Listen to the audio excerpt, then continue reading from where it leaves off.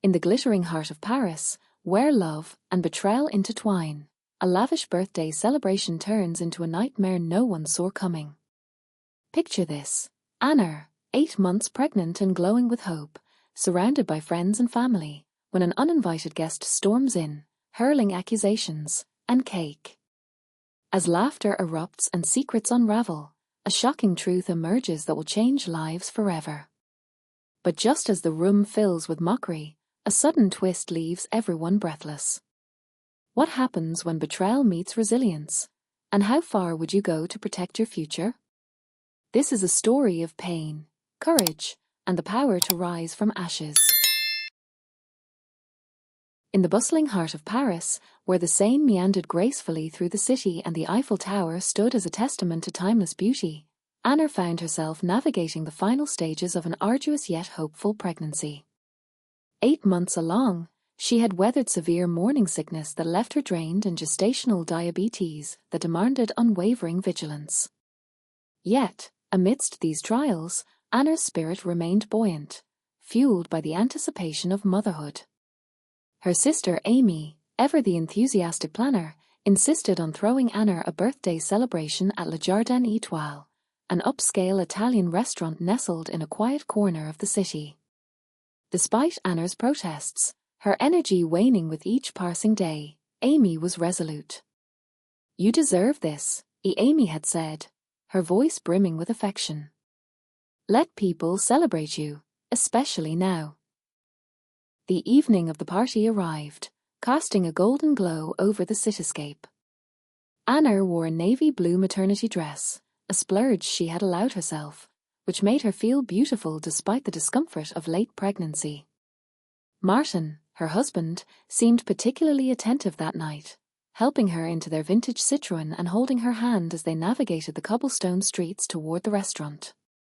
Le Jardin Étoile's private dining room had been transformed into a vision of elegance, adorned with silver and gold decorations. A banner hung across one wall, proclaiming a joyous anniversary, Anna in shimmering letters. The room buzzed with the chatter of about 30 guests, colleagues, neighborhood friends, family members, and several of Martin's friends from his prestigious law firm. Though Anna had always felt slightly out of place among Martin's boisterous group, tonight she allowed herself to bask in the warmth of their well wishes. As the night unfolded, Martin clinked his glass to gather everyone's attention. "I'd like to make a toast," he announced, his voice carrying across the room as conversations quieted. Beside him, Anna stood blushing, touched by the moment. "To my beautiful wife on her special day," and Martin continued, his words flowing with practiced ease. "Anna, you're glowing, darling. I'm the luckiest man alive to have you as my wife and soon the mother of our child." The gathered friends and family raised their glasses in unison, their cheers filling the air.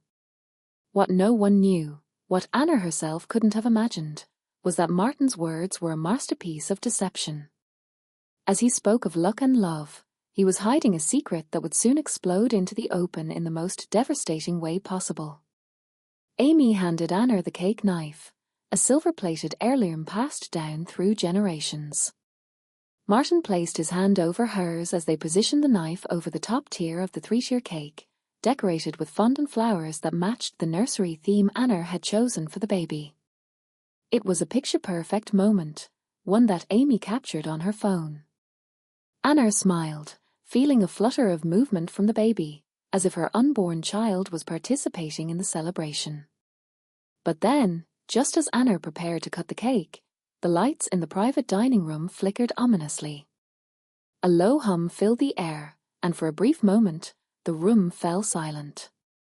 The guests exchanged puzzled glances, unsure whether the sudden interruption was part of the evening's festivities or something more sinister. Amy frowned, her fingers hovering over the camera app on her phone. "What's going on?" she whispered to no one in particular. Before anyone could respond, the door to the private dining room swung open with a sharp creak. Standing in the doorway was a woman none of them recognized, a stranger whose presence immediately commanded attention. She was younger, perhaps in her late 20s, with glossy dark hair that cascaded past her shoulders and a fitted red dress that accentuated her slim figure. Her eyes scanned the room with cool detachment, and her high heels clicked sharply against the hardwood floor as she strode toward the center of the room. Anna noticed Martin's hand go rigid over hers. When she glanced at him, his face had drained of color. "Don't let me interrupt your family moment," the woman said, her voice dripping with sarcasm. Anna looked from the stranger to her husband, confusion clouding her features. "Martin, who is this?" she asked, her voice trembling. Before Martin could answer, the woman continued her approach until she stood directly across the cake table from them. "I'm Julia," she said, her eyes fixed on Martin. "Ask your husband who I am." Martin stepped forward, positioning himself between the two women. "This isn't the place," he said quietly to Julia, his tone laced with urgency. Julia laughed, a harsh sound devoid of humor. "Isn't the place? Is that what you said when you were in my bed last night?" The room collectively gasped. Anna's hand instinctively moved to her stomach, a protective gesture for her unborn child. "Martin," she whispered, her voice shaking, "what is she talking about?" Martin remained frozen, offering no defense, no denial. His silence was confirmation enough. Julia's eyes finally shifted to Anna, taking in her pregnant belly with obvious disdain. "He's been promising to leave you for 6 months, she spat. "Even after he found out about the baby. He said it wasn't his." Anna felt as though the floor had disappeared beneath her feet. 6 months. Their child had been conceived 8 months ago, which meant Martin had started his affair shortly after learning he was going to be a father. "Is this true?" Anna asked, though she already knew the answer from Martin's stricken expression. Julia didn't wait for Martin's response. In one swift motion, she reached forward, grabbed the top tier of the cake, and hurled it directly at Anna. The cake hit Anna square in the chest, frosting splattering across her face, hair, and the navy blue dress she had so carefully chosen. Pieces of cake slid down her pregnant belly, leaving trails of buttercream in their wake. "Now you look as pathetic as you actually are," Julia spat. For 3 excruciating seconds, the room was utterly silent. Anna stood motionless, cake dripping from her hair and eyelashes. The utter humiliation of the moment surpassed even the shock of learning about her husband's betrayal. Then, from the corner table where Martin's work friend sat, a snicker broke the silence. The snicker turned into a chuckle, which gave permission for others to join in.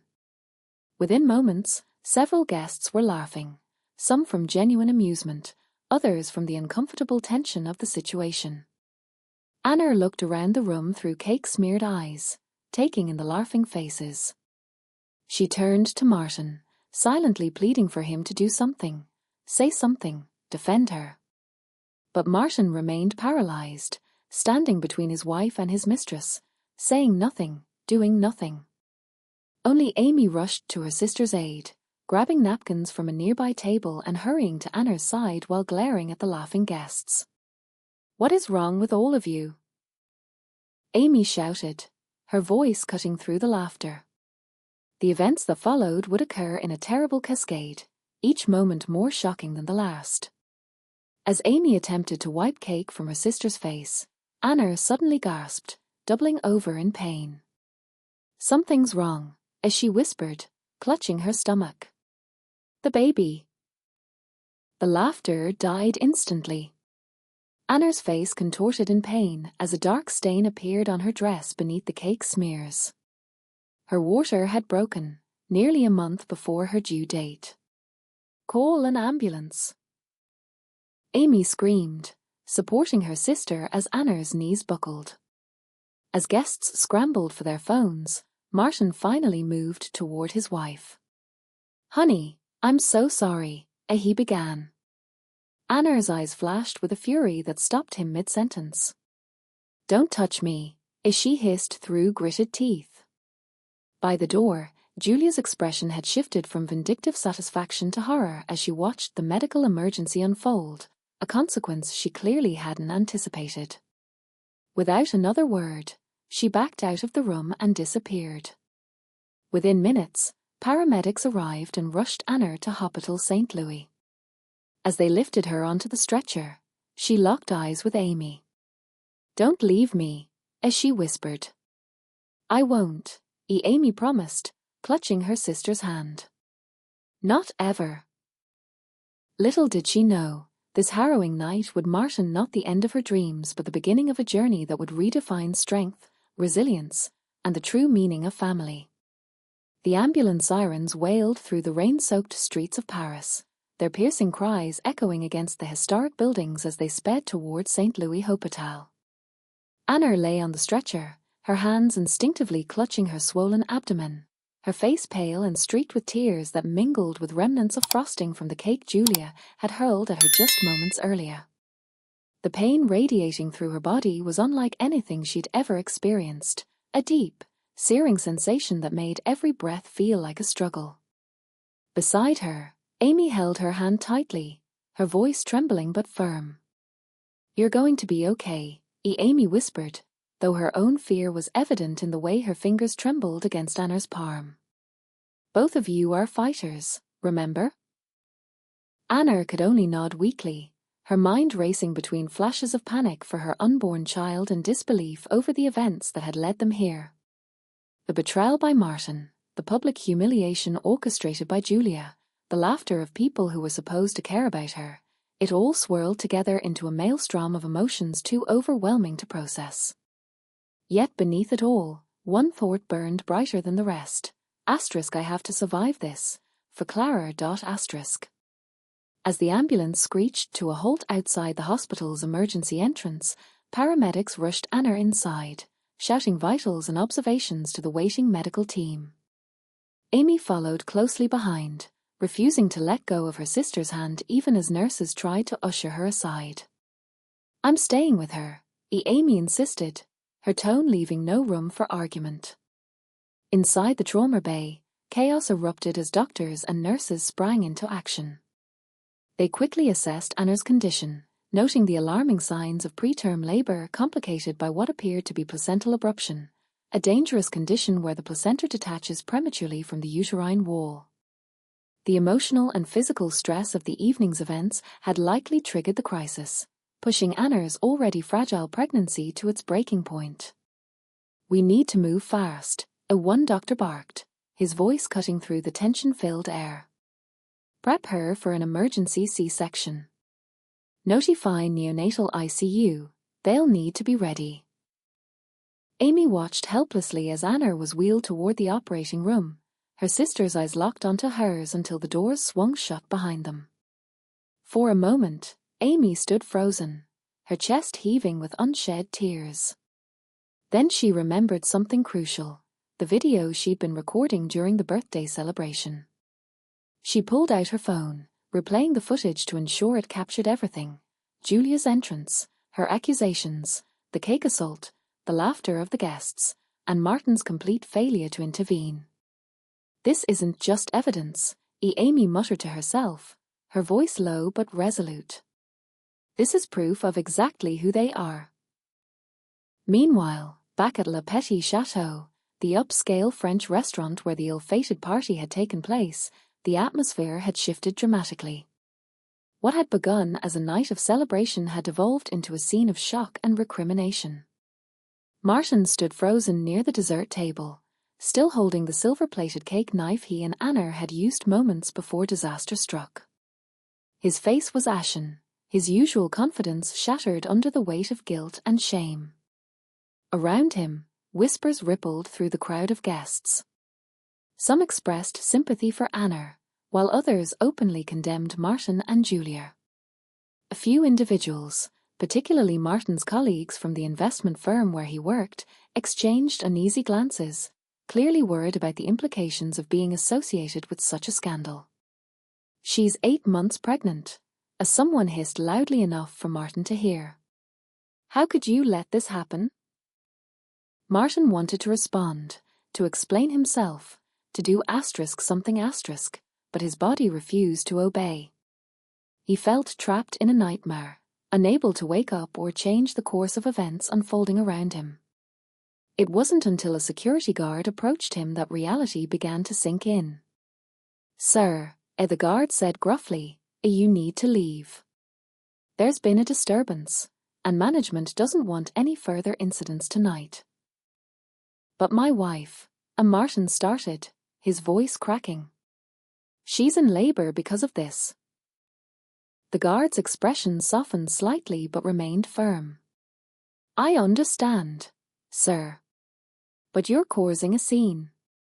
If you want to check on your wife, you should head to the hospital, not stay here." For a brief second, Martin hesitated, torn between fleeing the judgmental stares surrounding him and facing the consequences of his actions. Finally, with a defeated sigh, he turned and walked out of the restaurant, leaving behind not only the wreckage of Anna's birthday party but also the life they had built together. At St. Louis Hospital, Anna was being prepped for surgery in the operating room. Despite the sedation beginning to take effect, she remained acutely aware of the gravity of the situation. The bright lights overhead seemed to pulse in rhythm with the pain coursing through her body, each contraction sending waves of nausea crashing over her. Nurses moved efficiently around her, attaching monitors and 4 lines, their voices calm but urgent. "Stay with us, Anna," the anesthesiologist encouraged gently, noticing her fading awareness. "Your baby needs you to be strong right now." Those words pierced through the haze clouding Anna's mind, anchoring her to the present moment. "My baby needs me." With newfound determination, she focused on breathing steadily, willing herself to remain conscious despite the overwhelming exhaustion threatening to pull her under. In the waiting room, Amy paced anxiously, her phone buzzing incessantly as word of the incident spread online. The video she'd recorded earlier had gone viral within hours, sparking outrage across social media platforms. Hashtags like #JusticeForAnna and #SupportTheMother&Baby began trending globally, drawing attention to the shocking betrayal and public humiliation Anna had endured. Amy, Rihanna, Anna's closest friend, said urgently as she arrived at the hospital, "Is it true? Did Martin really cheat on Anna while she was pregnant?" Amy nodded grimly, showing Rihanna clips from the video. "It gets worse. That woman threw cake at her, and everyone laughed, including Martin's friends. When Anna collapsed, they finally stopped laughing, but by then it was too late." Rihanna's hand flew to her mouth in horror. "This is monstrous. How's Anna holding up?" Amy's composure cracked slightly, her voice wavering. "We don't know yet. They're doing an emergency C-section. There's some kind of complication with the placenta." Before either of them could say more, a surgeon entered the waiting room, pulling down his mask. The gathered family members immediately fell silent, their expressions ranging from hope to dread. "The baby has been delivered, a girl, weighing 5 pounds, 3 ounces, the doctor announced. A collective exhale filled the room as relief washed over everyone. "And Anna?" Martin asked, stepping forward hesitantly. The surgeon's expression tightened slightly. "Your wife experienced significant hemorrhaging during the procedure. We've stabilized her, but she remains in critical condition. The next 24 hours will be crucial." A sob escaped Anna's mother as she leaned into her husband for support. Her father, usually stoic, addressed the surgeon directly. "What about the baby?" "She's premature and experiencing some respiratory difficulties, which is common at 34 weeks. She's been taken to the NICU for oxygen support and monitoring." Amy stepped forward, her voice steady despite the turmoil swirling inside her. "Can we see them?" "The baby, yes, though only 2 visitors in the NICU at a time. Anna is in recovery and heavily sedated." One person can sit with her once she's moved to intensive care, which should be within the hour. As the surgeon left, Anna's parents immediately declared their intention to see their granddaughter. Martin moved to follow them, but Anna's father blocked his path. "You've done enough," he said coldly. "Stay away from my daughter and granddaughter." Martin flinched at the harshness of the words but didn't argue. Instead, he sank into a nearby chair, his mind reeling with guilt and regret.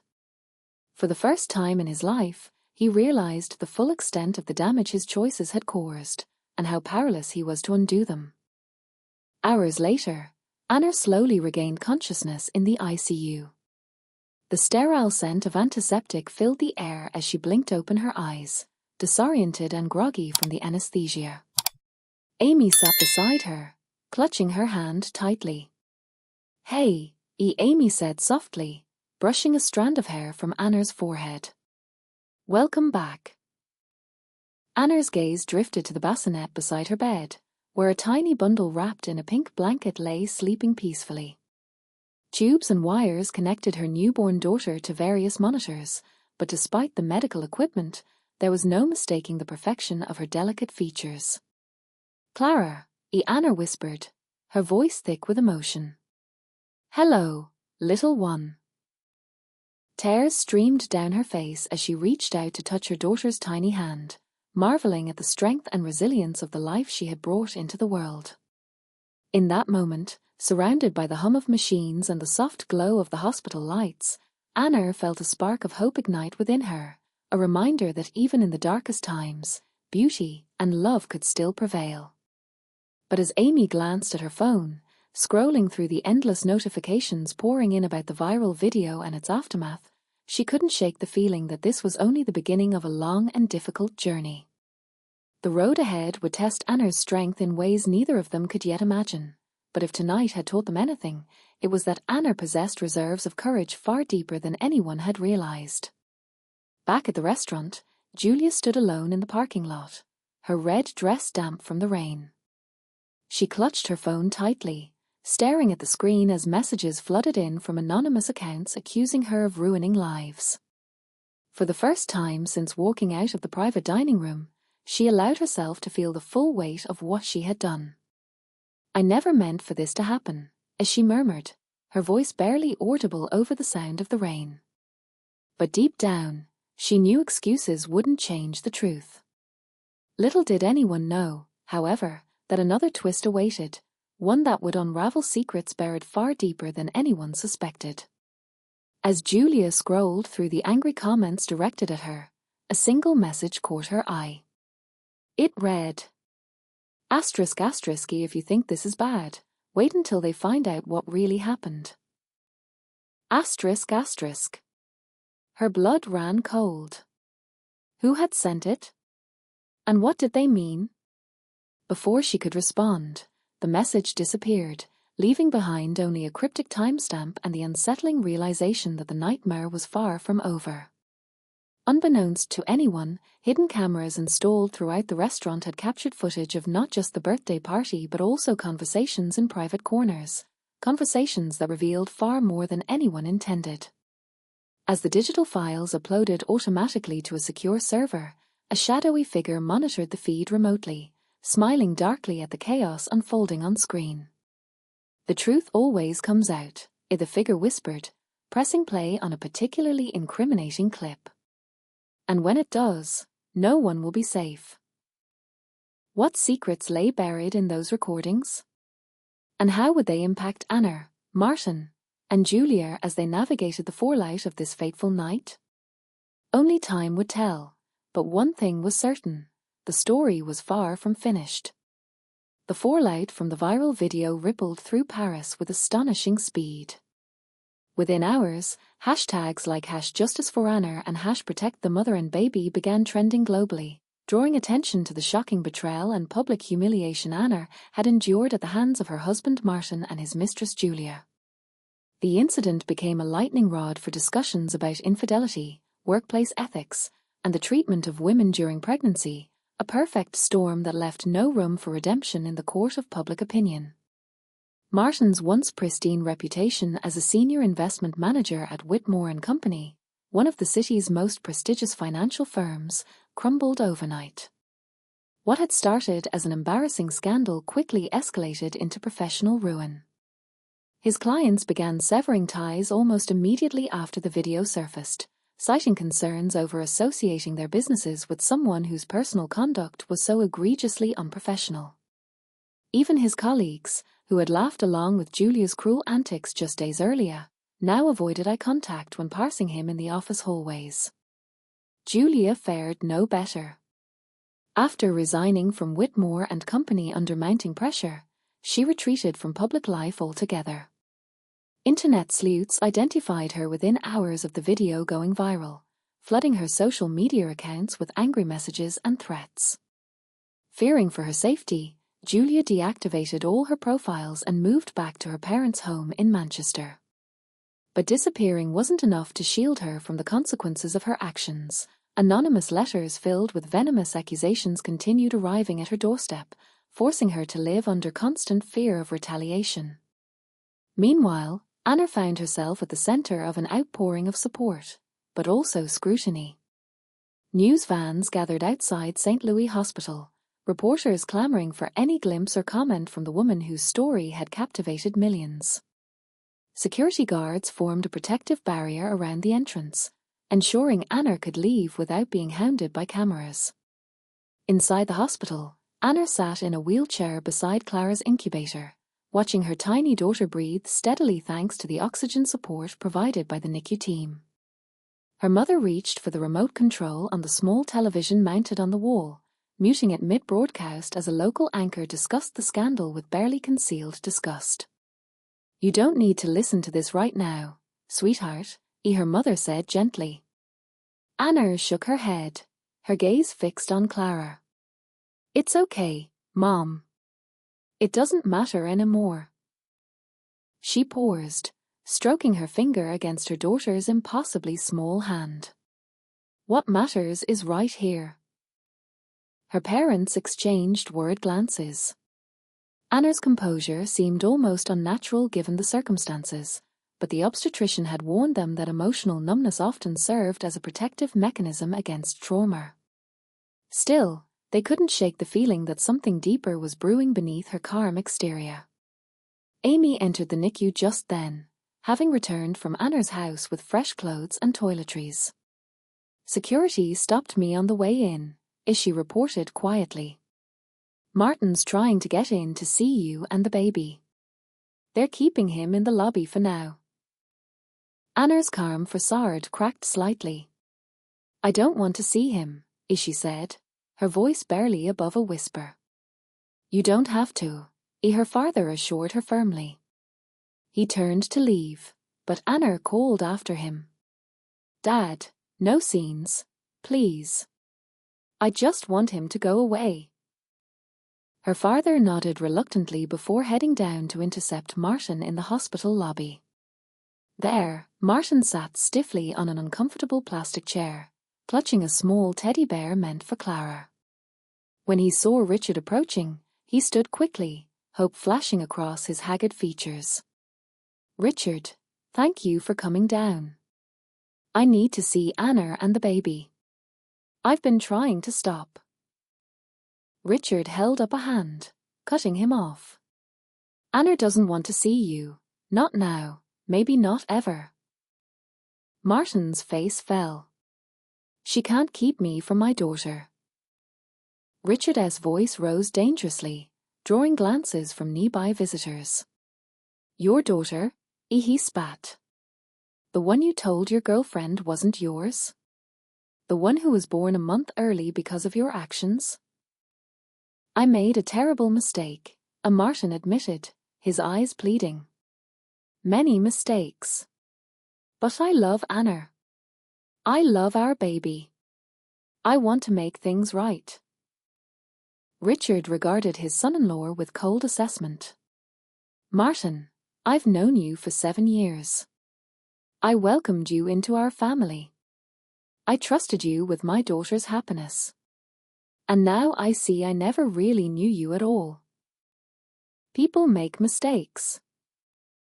Martin insisted desperately. A mistake is forgetting an anniversary or saying something thoughtless in anger, Richard shot back. You carried on an affair for months, lied about your child's paternity, and stood by while your pregnant wife was publicly humiliated and went into premature labor. Those are choices, Martin, deliberate choices that reveal your character. Martin had no response to this stark assessment. Richard continued, his voice lowering. Anna has instructed the hospital that you're not permitted in her room. She's also contacted her lawyer. I suggest you do the same. Her lawyer? Martin echoed, stunned. It's been less than 24 hours. And in those 24 hours, she almost died bringing your child into the world, Richard pointed out. Perhaps that has clarified her thinking about what she deserves in life. It certainly has for me. With that, Richard turned and walked back toward the elevators, leaving Martin clutching the small teddy bear in the lobby, surrounded by strangers stealing curious glances at the man they recognized from the viral video. 2 weeks later, Anna sat in the elegant office of Linda Winters, one of Paris's most formidable divorce attorneys. Clara slept peacefully in her carrier beside Anna's chair, oblivious to the serious discussion that would shape her future. Let's be clear about your priorities, Diana said, her silver-streaked hair pulled back in a severe bun that matched her no-nonsense demeanor. What matters most to you in this divorce? Anna had given this considerable thought. Financial security for Clara and me, primary physical custody with appropriate visitation for Martin, and I want the house. I designed every inch of that nursery. I can't bear the thought of leaving it. Diana nodded approvingly. All reasonable requests, given the circumstances of your separation and the evidence we have. I believe we're in a strong position to negotiate favorable terms. By evidence, you mean the video? Anna clarified, her expression tightening. Precisely, Diana confirmed. While England is a no-fault divorce jurisdiction, meaning we don't have to prove misconduct to obtain a divorce, evidence of adultery and behavior that endangered your health and the baby's can certainly influence the court regarding property division and potentially custody arrangements. Anna shifted uncomfortably. I hate that my humiliation has become leverage. Diana's professional demeanor softened slightly. I understand, but remember, you didn't create this situation. Your husband made choices that led to these consequences. We're simply ensuring those consequences don't include financial hardship for you and your daughter. Clara stirred in her carrier, making tiny sounds that Anna had already learned to recognize as the precursors to hunger. With practiced movements, Anna lifted her daughter and prepared to nurse her. Is this okay? She asked the attorney. Of course, Diana assured her. I have 3 children of my own. As they discussed the next steps, Diana outlined Anna's options clearly: temporary orders for custody, child support, and spousal maintenance while the divorce proceedings were underway. She emphasized the importance of documenting everything, every text message, email, or interaction with Martin, and advised Anna to avoid direct communication unless absolutely necessary. Across town, Martin sat in a considerably less imposing office facing his own attorney, Gerald Hoffman. A respected family law specialist in his 60s, Gerald had seen every possible manifestation of marital discord over his 40-year career. The preliminary meeting is set for next Wednesday, Gerald informed him. Linda Winters is tough but fair. She'll come in with specific demands regarding temporary support and custody arrangements while the divorce proceeds. Martin leaned forward anxiously. Will Anna be there? I need to talk to her, make her understand. Gerald held up a hand. No, you won't see Anna. This is a meeting between attorneys, with clients in separate rooms specifically to avoid direct confrontation at this emotional stage. And Martin, I have to be frank with you, your position is not strong. Martin's shoulders slumped. Because of the video? Partially, yes, Gerald acknowledged. The video presents compelling evidence of both infidelity and behavior that endangered your wife and child. But more broadly, your actions have created a narrative that's difficult to counter. You conducted an affair while your wife was pregnant, your mistress publicly humiliated her, triggering early labor, and you've lost your job as a result. These facts don't position you favorably for custody negotiations. Martin ran his hands through his hair in frustration. So what do? We present you as contrite, responsible, and focused on being a good father moving forward, Gerald explained. We acknowledge past mistakes without continuing to dwell on them. We emphasize your commitment to co-parenting effectively, despite the marriage's end. But I don't want the marriage to end. Martin insisted. Gerald's expression was sympathetic but firm. Martin, you need to accept reality. Anna has filed for divorce. Given what's transpired, reconciliation is extremely unlikely. Our focus now is on securing reasonable custody arrangements and fair financial terms. Martin slumped back in his chair, the finality of the situation sinking in. I haven't even met my daughter yet. That's something we'll address at the preliminary meeting, Gerald assured him. A father has rights to access his child barring evidence that he presents a danger. Despite everything, there's no suggestion you would harm your daughter. Of course I wouldn't, Martin replied, horrified at the mere suggestion. Then we'll secure visitation rights, possibly supervised at first but progressing to more standard arrangements as you demonstrate responsible parenting. 6 months passed, and Anna's life began to settle into a new rhythm. She returned to work part-time, arranging a flexible schedule that allowed her to spend 3 days a week at home with Clara.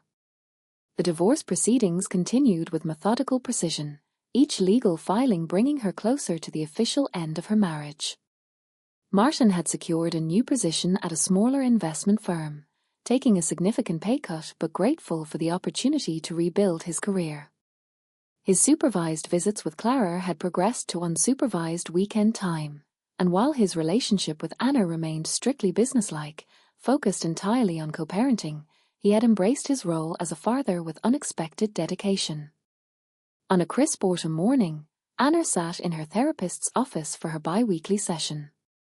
Dr. Larvine, a compassionate woman in her 50s, had been helping Anna process the trauma of the past 6 months and navigate her new identity as a single mother. You seem more relaxed today, Dr. Larvine observed. How are things going? Anna settled more comfortably in the armchair. Better, I think. Clara slept through the night 3 times this week, which feels like winning the lottery. Work is going well. They've been incredibly supportive about my schedule, and the divorce should be finalized next month. How do you feel about that milestone approaching?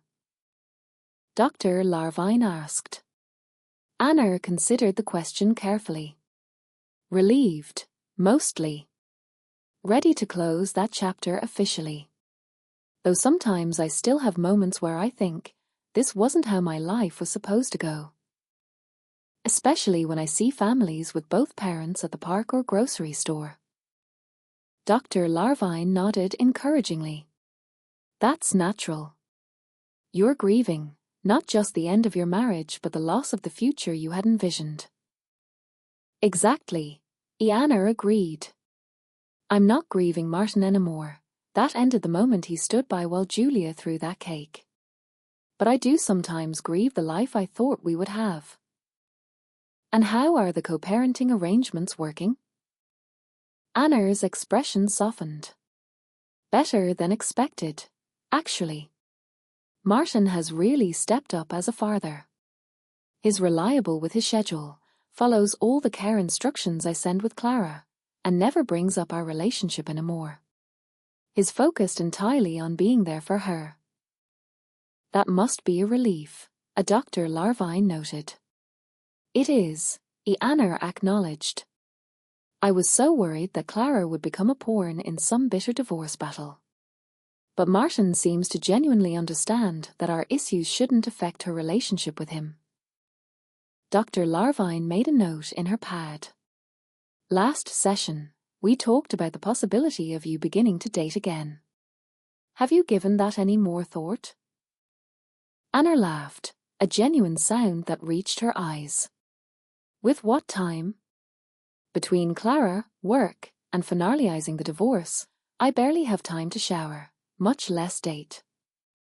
Time constraints aside, a Dr. Larvine pressed gently, how do you feel about the idea emotionally? Anna's amusement faded to thoughtfulness. Honestly, I'm not ready. Not because I'm still attached to Martin, but because I'm still getting to know myself again. Who I am as Anna, not just Martin's wife or Clara's mother. I spent so many years defining myself through my relationship with him. I need time to figure out who I am on my own before I could possibly be good company for someone else. Dr. Larvine smiled approvingly. That's a very healthy perspective. Many people rush into new relationships to fill the void left by a divorce, often with disappointing results. One evening, as Anna was putting Clara to bed, her phone rang through the car's Bluetooth system. Amy's name flashed on the display. Hey, what's up? Anna answered. Are you sitting down? Amy asked, her voice vibrating with an emotion Anna couldn't immediately identify. I'm driving, so yes. Why? What's wrong? Nothing's wrong, Amy assured her quickly. But you won't believe what just happened. Julia Richard S. reached out to me through LinkedIn. Anna nearly missed a stop sign in her surprise. What? Why would she contact you? She wants to apologize to you, Amy explained. She sent a long message explaining that she's been in therapy, working through her issues, and part of her recovery is making amends to people she's hurt. She asked if I thought you'd be willing to meet with her. Anna was momentarily speechless. The woman who had thrown cake at her pregnant belly, triggering premature labor and nearly costing Clara her life, wanted to apologize. I told her I'd ask you, but no pressure either way, Amy continued when Anna didn't immediately respond. I also said that if you did agree to meet, I'd be there with you the whole time. Anna pulled into her driveway, her mind racing. I don't know, Amy. What would be the point? It's not like we can ever be friends. It's not about friendship, Amy pointed out. It might be about closure, for both of you. Anna glanced in the rearview mirror at Clara, who was contentedly chewing on a teething toy in her car seat. Let me think about it. This isn't something I want to rush into. After disconnecting from Amy, Anna sat in her parked car for several minutes, processing this unexpected development. Julia wanting to apologize was the last thing she would have predicted. Part of her wanted to refuse outright. Why should she give Julia the satisfaction of easing her conscience? But another part, the part that had been working with Dr. Larvine on letting go of anger that only harmed herself, wondered if hearing Julia out might help close this chapter more completely.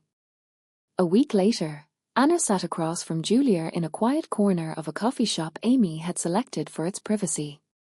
Amy sat protectively beside her sister, her expression making it clear she was prepared to end the meeting at the first sign of distress from Anna. Julia looked different than Anna remembered. The confident, glamorous woman who had strutted into the birthday party in her red dress had been replaced by someone more subdued, dressed in simple jeans and a sweater, her hair pulled back in a practical ponytail. Thank you for agreeing to meet me, Julia began, her voice noticeably nervous. I honestly wasn't sure you would. I wasn't sure either, Anna admitted candidly. But I'm trying to practice what my therapist calls radical openness, being willing to engage with difficult situations instead of avoiding them. Julia nodded, fidgeting with her coffee cup. I've been in therapy too, a lot of it. Turns out I have some pretty significant issues with seeking validation through relationships with unavailable men. She took a deep breath. But that's not why I wanted to see you. I wanted to apologize face-to-face for what I did that night. Anna remained silent, waiting.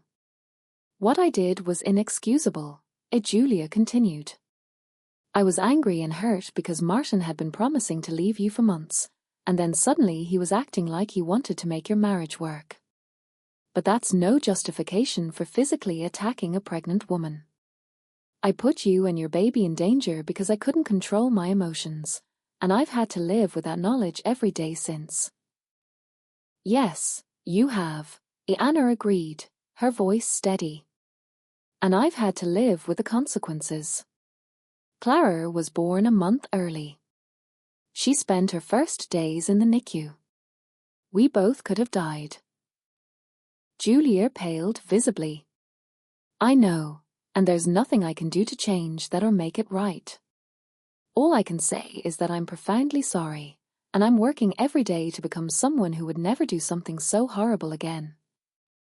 Amy watched the exchange with weary attention, ready to intervene if necessary.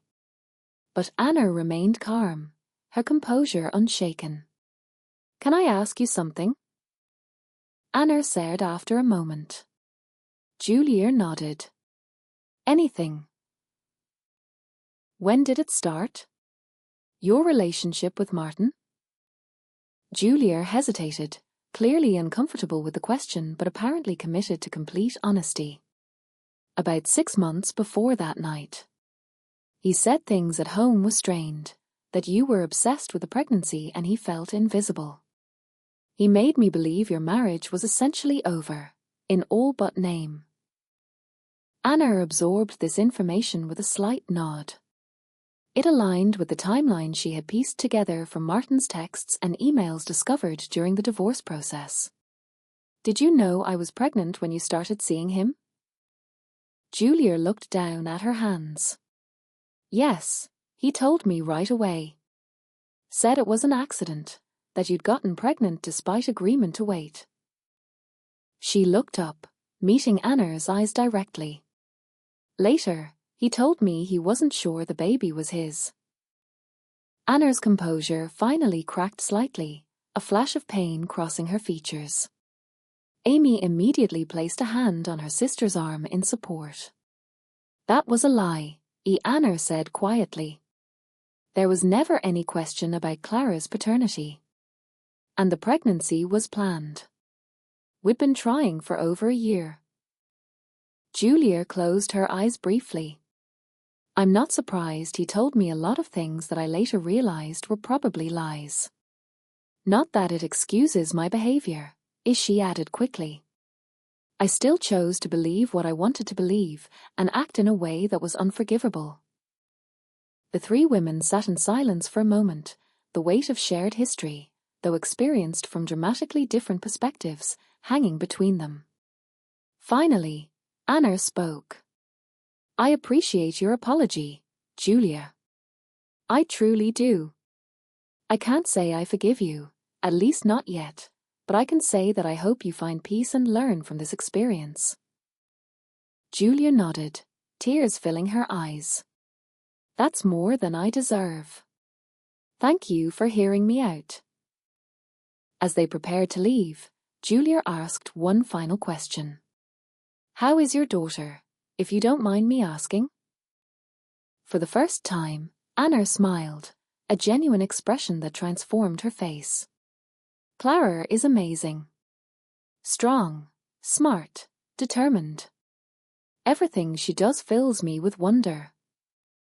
Julia returned the smile cautiously. She sounds wonderful. I'm glad. I'm glad you're both okay. The meeting ended shortly after, and as Anna and Amy walked to their cars, Amy studied her sister closely. You okay? That couldn't have been easy. Anna considered the question. Actually, I feel lighter. It doesn't change what happened, but knowing she recognizes the gravity of what she did, that she's taking responsibility, it helps somehow. Amy shook her head in amazement. You're incredible, you know that? After everything you've been through, you still found compassion for the woman who caused so much pain. Anna shrugged. It's not really about her. It's about me. What kind of person I want to be. What example I want to set for Clara. Holding on to anger just takes energy I need for more important things.